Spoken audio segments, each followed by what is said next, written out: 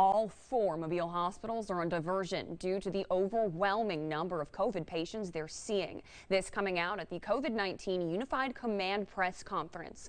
WKRG News 5's Gabby Easterwood was at that press conference this afternoon. She joins us from the newsroom. Gabby, it looks like they're still continuing to push for vaccinations, but now there's a new incentive.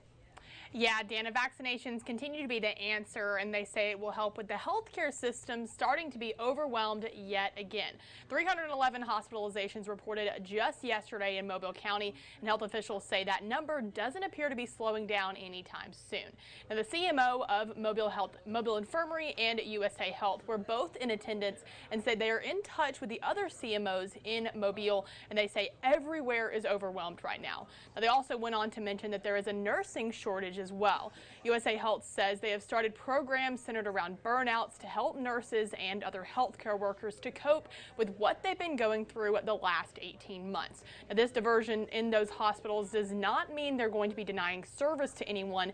It just means those wait times are going to be up and that other hospital services may be affected. And when we get full, we have to divert some of that work. And we do everything we can not to, but on any given morning, we've probably got 20, 25, 30 patients in the emergency department waiting for beds to open up. And so when we're full like that, it's difficult and it presents a challenge in terms of providing the other unique services that the hospital provides. Those officials, of course, are pushing for vaccinations throughout the press conference, too, saying it is the only way to lessen deaths and hospitalizations. They said at one point even said that 99% of deaths are due to those unvaccinated patients. Dana? Gabby, how does the Delta variant play into all of this?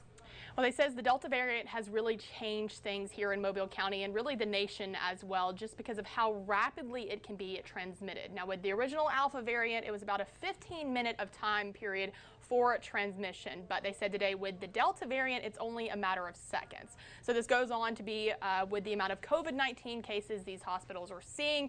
And Dr. Chang saying that about 80% of those positive tests that went through the genetic sequencing were the Delta variant. Gabby, I have to ask, I'm sure this is a question a lot of people at home are asking as well.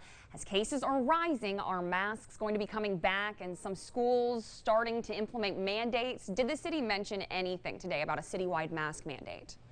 Well, Dana, it's funny you asked that because there was actually a concerned citizen at that meeting today asking for the citywide mask mandate to come back because they are scared of the Delta variant and just the rapid transmission that's been going on in our community. Even the University of South Alabama, for example, saying students must wear masks in the classroom come this fall. But Mayor Simpson said that masks and vaccinations will continue to be a personal decision within Mobile, and the county said that as well. But he said he will continue to be pushing for both, saying he would rather everyone to make an informed decision.